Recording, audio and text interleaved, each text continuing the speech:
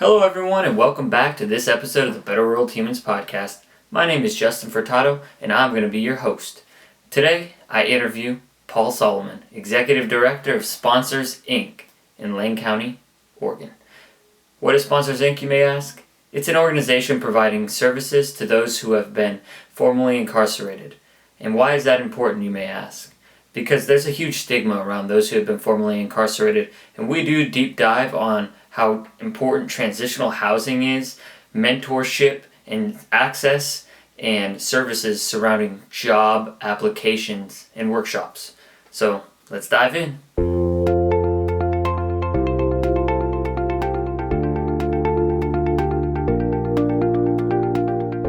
Before we get into it, really thank you for your time today. I'm really looking forward to our conversations and honestly learning more about Sponsors Inc. and yourself. And leading into that, I am wondering, your journey to become the executive director at Sponsors Inc. I'd like to know a little bit more about yourself and how you got to the position that you are now.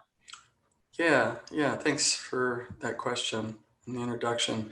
So, I've been at Sponsors now for 18 years. I took over as executive director in 2010.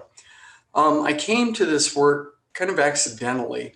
I had moved to Eugene in the mid 90s, having served a significant amount of time in prison in the 80s and early 90s. Got out, was released to Portland, and started working, going to night school, and decided I wanted a real college experience. So I transferred from Portland State down to U of O, and had finished my undergraduate studies, was applying to graduate school, and was living in a little converted garage. And the guy I was renting from was actually another graduate student. And one evening, he had a barbecue, invited me over, and we started talking. And I shared a little bit about my past and let him know that I had a conviction history and had spent some time in prison. And he was like, wow, I never would have guessed. You don't look like a criminal. Thanks for telling me. And then the next day he asked me to move out, which was shocking. I didn't expect that. But it led me to sponsors. So the executive director at the time was a guy named Ron Chase. And someone told me I should go and talk to Ron. He might be able to give me some housing referrals. So I went and met with Ron that day. And Ron was able to give me a couple of referrals, but we spent a bunch of time talking, and he was intrigued about my life experience and suggested that I might consider applying for a job that had just closed that day, that he would open back up if I would consider applying. And I was really intrigued by the model of sponsors and the work they were doing. And it felt like it was very kind of serendipitous. So I applied for the job and got it. And 18 plus years later, I'm still here. So that's just a little bit about my journey to sponsors. Yeah, so it sounds like you kind of almost found it, and I'm glad you got that job 18 years ago. So you talk about this model of Sponsors Inc., and I'm curious, what exactly is Sponsors? What's the mission, and how do you all achieve your mission? Yeah, yeah. So Sponsors is a nonprofit organization that provides transitional housing to individuals with conviction histories who are returning to Lane County. So these are all Lane County residents. Our mission is to successfully help people transition out of the criminal justice system back into the community, and to do so successfully in a way that people are able to achieve self-sufficiency. And at the end of their journey through the continuum of programming that we provide, people will be in their own housing, have some source of stable income, be drug and alcohol free, will have gone through a significant amount of programming. So we do a lot with people in a relatively short period of time. Our philosophy is based on the belief that people can and do change. and that a strategic intervention at the right time can serve as a catalyst in that change process. And what that means is that most people, the day they're released from prison, don't want to go back. Providing people with opportunities at that critical moment is really the catalyst for lifelong change. And what we've seen over the years is that people thrive in a supportive and structured environment. And it really doesn't take a lot to get people back on track. When we consider the amount of money and resources we invest to incarcerate people and contrast that with the resources we spend to help them in reentry, it's exponentially different. Most people go to prison for a period of years. The average daily cost for a bed in prison is over $100 a day. So you multiply that times 365 times the number of years, and you're talking tens of thousands of dollars that it costs to incarcerate people.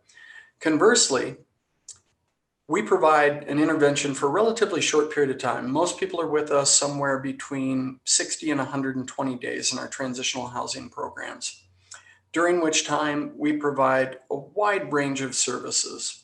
And we'll talk a little bit more about that, but I just kind of want to name them really quickly.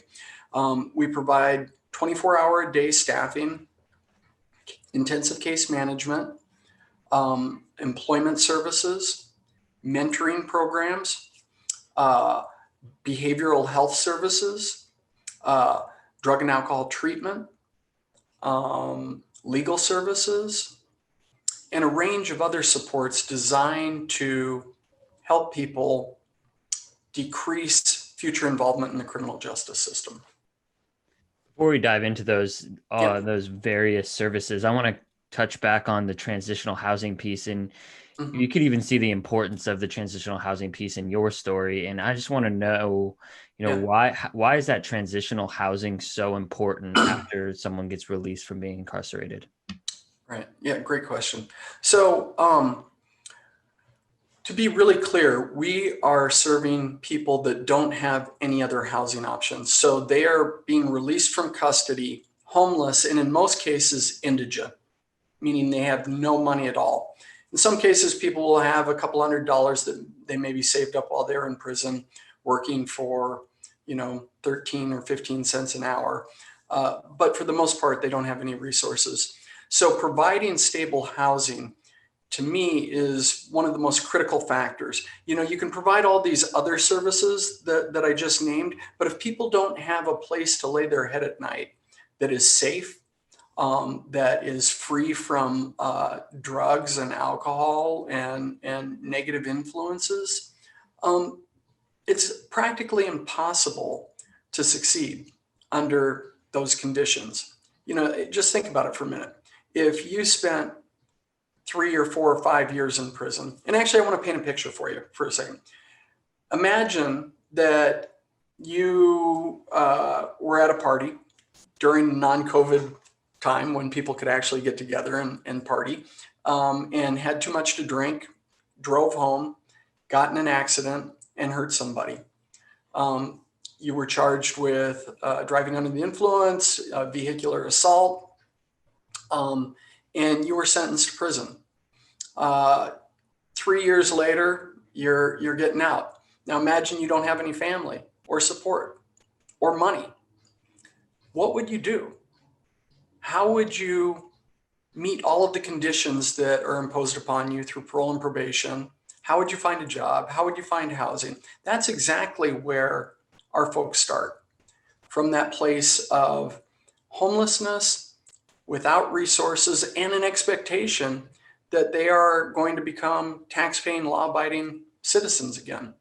So it's a pretty difficult proposition. So that's why that transitional housing piece is really critical. Now, what I will say is that transitional housing without supports or without long-term housing connections is not ideal. So We have made a huge investment in recent years in developing more permanent housing resources so that when people successfully complete our transitional housing, they are moving into some type of stable, affordable housing. We now have over 240 units of housing. More than half of those units are permanent housing.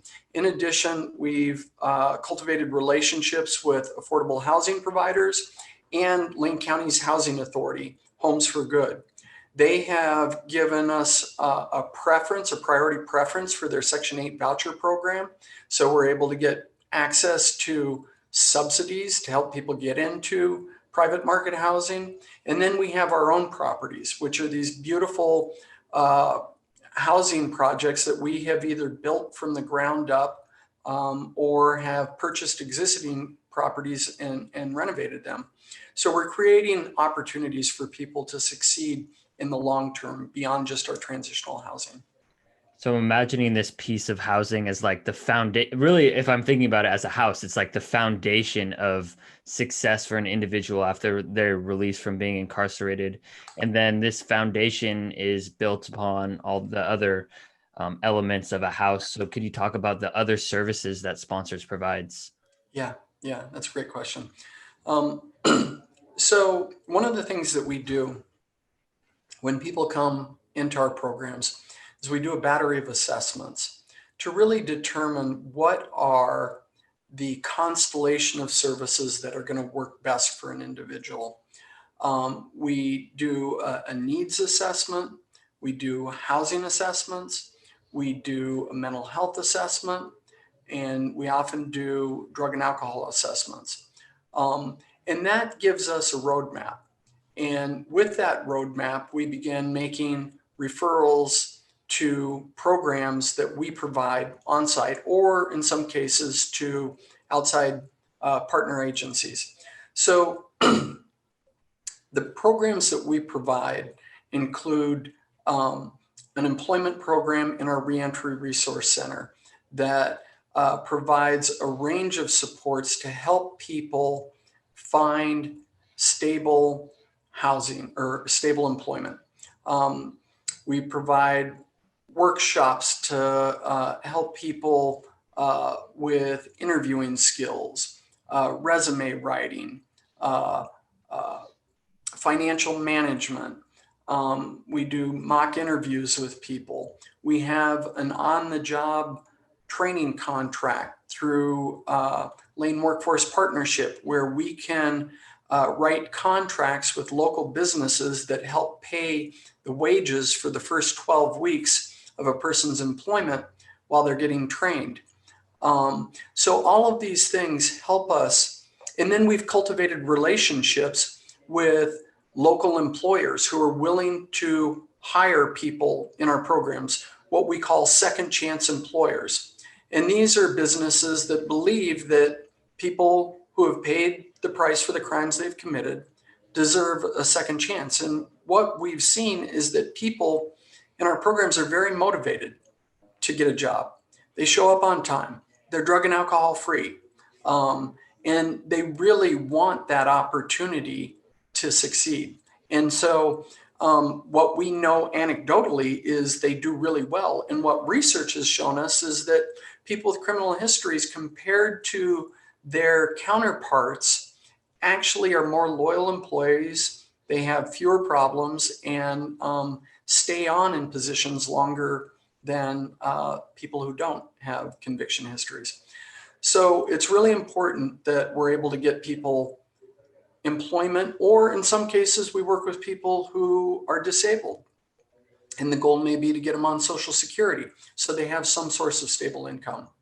We also have a mentoring program where we have matched up over 500 community volunteers with over 1,000 people coming out of prison over the last 10 years and match them up to develop non-judgmental relationships with folks coming out of prison.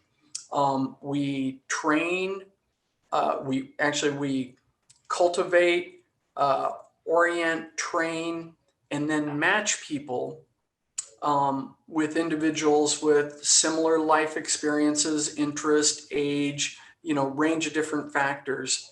And oftentimes these mentoring relationships begin while a person's still in prison through letter writing, phone calls, video conferencing. And then when a person gets out, the expectation is that they meet once a week, a minimum of once a week. And they are really there as to be a friend, to be that non-judgmental support, and to open doors to different social milieus. As part of our mentoring program, we have monthly outings where we take groups of mentors to go whitewater rafting, snowshoeing, sailing, a lot of different outdoor activities, fishing, to really get people engaged with the outside world. And it's been an incredibly successful program, and it's helped us marshal tens of thousands of volunteer hours that really play a critical role in the lives of people returning to our community. We also have a behavioral health program where we provide mental health therapy groups. We have a prescriber on site that's a psychiatrist. We also do a legal clinic once a month through a partnership with the U of O Law School, where second and third year law students who are supervised by an attorney work with individuals around a range of different barriers that people have. It may be child support arrears, or helping them with Social Security, or maybe they have a traffic ticket in another county that they have to get worked out, those type of things. So together, all of these programs, oh, and then the other thing that I didn't mention is cognitive behavioral therapy. We run 39 different cognitive behavioral therapy groups a week using 6 different curriculum that are evidence-based to address everything from parenting to criminal thinking, and gender-specific trauma groups. So just a range of cognitive behavioral interventions that we provide. So yeah, that's kind of the 30,000 foot view of all of our programs. Yeah, that sounds like a wealth of services, and I'm almost imagining like a little circle or like a web, and it's like a holistic approach. You have the jobs, you have the mentorship, you have the mental and emotional well-being, the parenting. Like that's really incredible for someone that's really formally incarcerated and released, and just providing that structure and that support system. I think that's absolutely incredible work, and I'm just curious, like what is has been like the just really the impact on the people that are going through this. Mhm. Well, everybody's different. But what I can tell you is, one, I can give you a snapshot of like how we evaluate success in the aggregate. And then I can give you some personal anecdotes and stories about people who've gone through our program. So um, we are regularly evaluating the effectiveness of our programs. We've done a number of randomized control trials and other rigorous evaluations. Most recent evaluation we did was of our permanent supportive housing program. We have 100 units of housing that are for homeless, high-risk individuals coming out of prison. It was originally funded by a Department of Justice and HUD grant that we got a couple of years ago. And so far, we have served approximately 100 people in this project. And at the 2-year mark, we have a 91% success rate, meaning that everybody in that program, 91% of the participants who entered it, are still stably housed and have not re-engaged in the criminal justice system. They haven't been convicted of a new crime. So we know, and recidivism is the common benchmark that we use to evaluate corrections-based programs.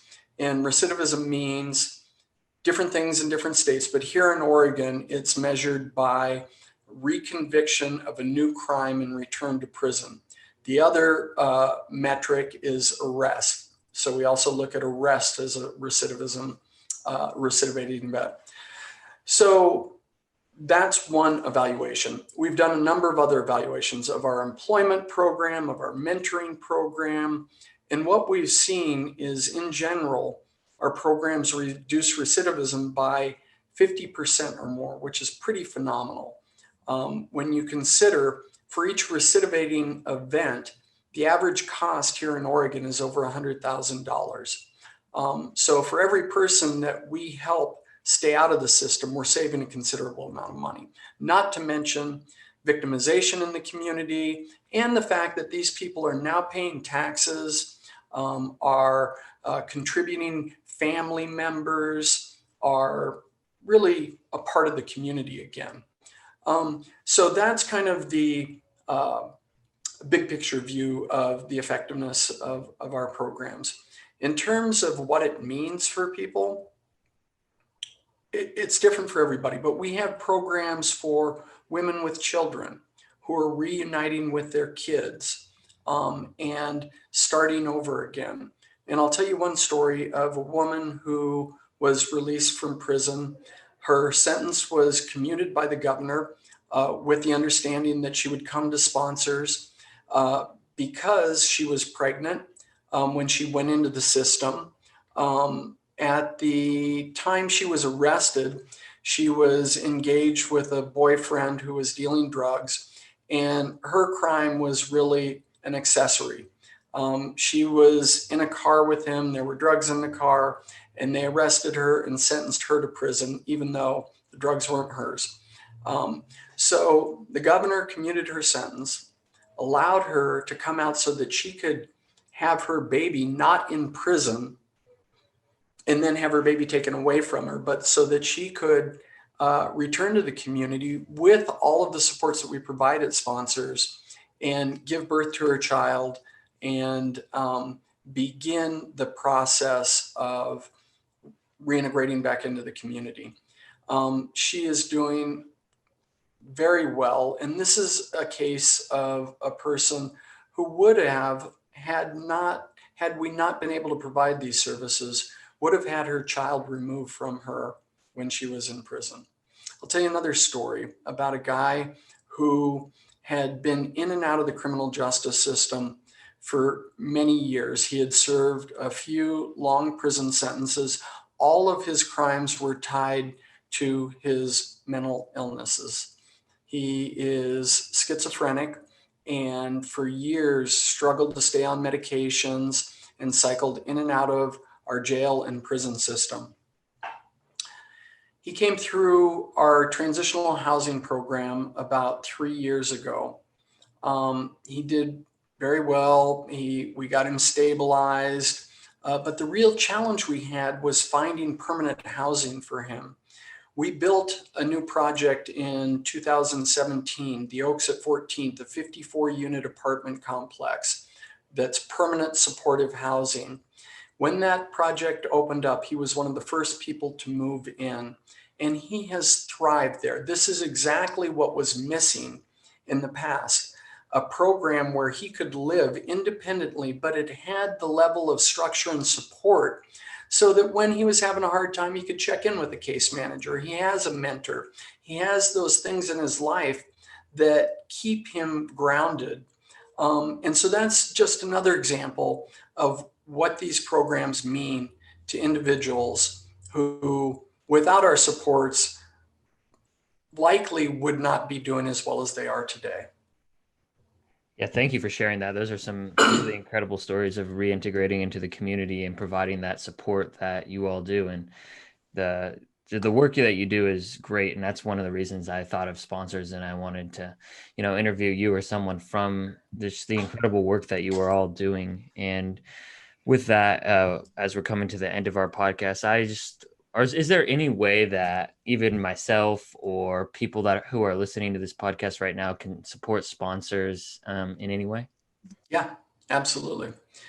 So volunteering is one way. Our mentoring program, we're always recruiting and looking for volunteer mentors. We accept individuals from 21 on up. We have senior citizens who are retired that volunteer as mentors and college students who volunteer as mentors. The requirement is that you make a year-long commitment. Things have been a little different because of COVID over the course of the last 8 months or so.